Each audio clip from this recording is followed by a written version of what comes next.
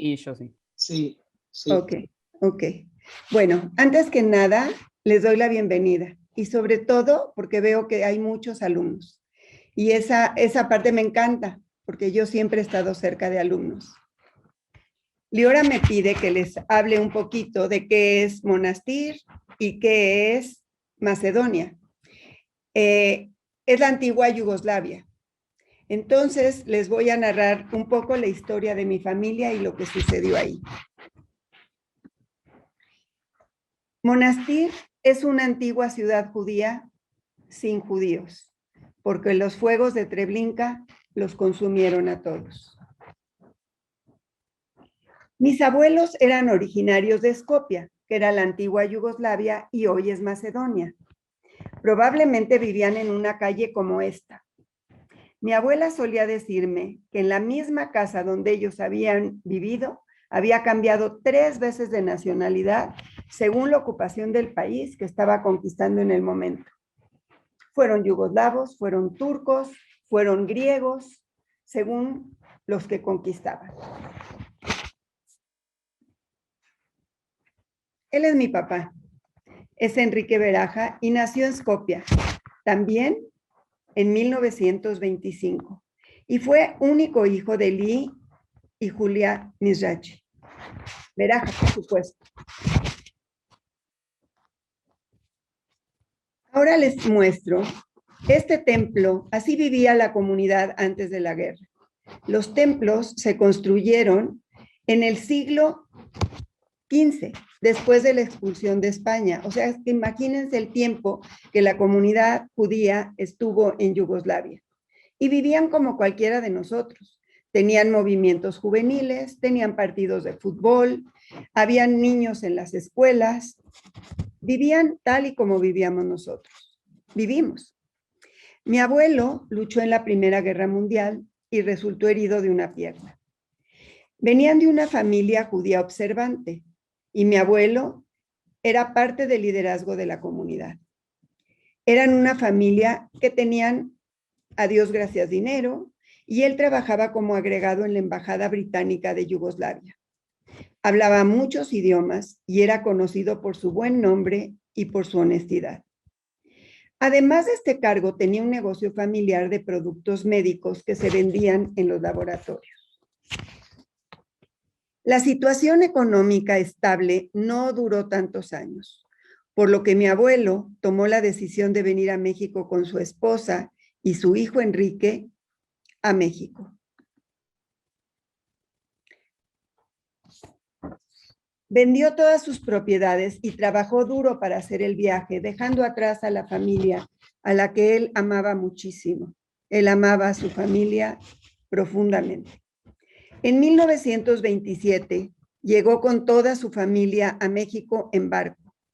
Eran travesías muy largas, no como las de ahora. Se fue a vivir a la ciudad de Puebla. La ciudad de Puebla era mucho más pequeña y se fueron a vivir al techo de un edificio. Imagínense lo que esto era para una persona que había vivido también en Europa. Esa forma de vida fue difícil y muy dolorosa, pero comenzaron a trabajar durísimo y se convirtieron en una familia muy conocida. Después de algunos años, decidieron venirse a la Ciudad de México, en los años 30. Miren cómo era el Zócalo en aquellos años con el tranvía y con esos coches. Para ellos era muy importante tener en cuenta 4 cosas que enseñaron a sus hijos y a sus nietos. Yo soy una de ellas. Cuidar del buen nombre, ser buenas personas, ser trabajadores y cuidar de la familia. Mientras tanto, pasaban los años y la situación en Yugoslavia se hacía más difícil. Esta era la familia de mi abuelo, que le enviaba constantes cartas pidiéndole ayuda para ver si podían emigrar a México. Pero la situación se empezaba a empeorar. A pesar de los esfuerzos desesperados de mi abuelo, tenía que conseguir dinero para todos los pasajes y la comunicación tardaba muchos meses en llegar. Poco sabía él lo que realmente estaba pasando, aunque las noticias no eran buenas. En 1941, Yugoslavia fue invadida por la Alemania nazi.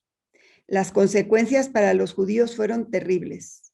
Saquearon los almacenes, las casas, confiscaron sus bienes. Había innumerables leyes de prohibición.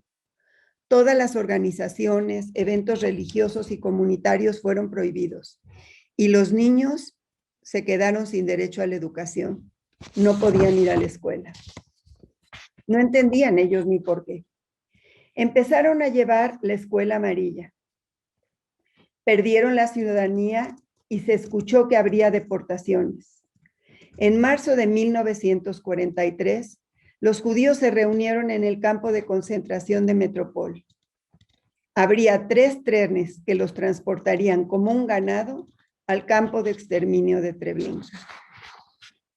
Toda mi familia murió el 12 de abril de 1943, excepto 2 primos de mi abuelo. Perdón. Perdón, por favor. Excepto 2 primos de mi abuelo. Los nazis llegaron un día a la judería donde vivía la comunidad judía. Llamaron a la casa de mis abuelos y cuando mi bisabuela abrió la puerta, tuvo un infarto repentino y en ese momento murió. Se los llevaron a todos, toda una familia exterminada. Mi abuelo y mi papá estaban en México.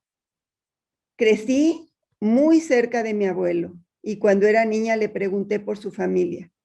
Él se quedó callado y con la mirada perdida me dijo, los alemanes se lo llevaron. Pasaron los años y después de la muerte de mi padre decidí ir a Yad Vashem a hacer un curso para encontrar esas raíces que estaban perdidas. Necesitaba darle sentido a la gente que murió.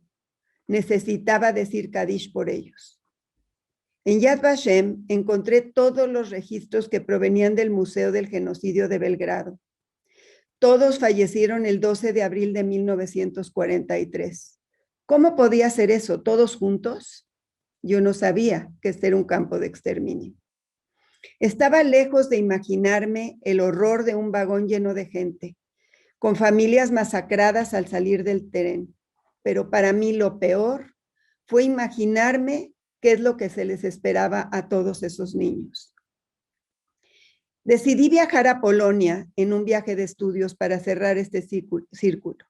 Cuando llegué a Treblinka, solo vi las vías del tren que ustedes están viendo en este momento, simuladas, y muchas piedras que no tenían nombres.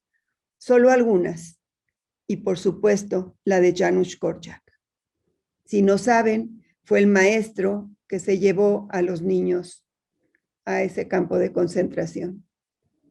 Él tenía un orfanato. Entonces fue cuando decidí honrar a mi familia y cuando regresé a México con la ayuda de muchas personas, construimos el Museo del Holocausto, donde niños judíos podrían compartir con niños no judíos lo que no debería suceder nunca jamás. Este es un museo que yo creé junto con varias personas que creían en la causa. Este museo ha sido visitado por muchas familias, niños, personalidades del exterior y avalado por Yad Vashem. Se encuentra en el Colegio Sefaradí de México y tiene los nombres grabados de muchos que, como mi familia, murieron en la barbarie más horrible de la humanidad. Esperemos que esta historia no se repita. En este cuarto vivía un niño como cualquiera de ustedes. Un niño que vivía feliz sin saber lo que se le esperaría. Esta es parte de las escenas del museo. Este es el gueto. Estas son las petacas o maletas apiladas.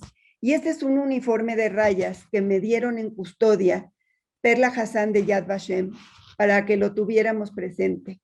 Ese es un uniforme de rayas real, con una historia real que perteneció a alguien. El mundo está lleno de gente buena. Si no puedes encontrar a una, por favor, sé tú una buena persona.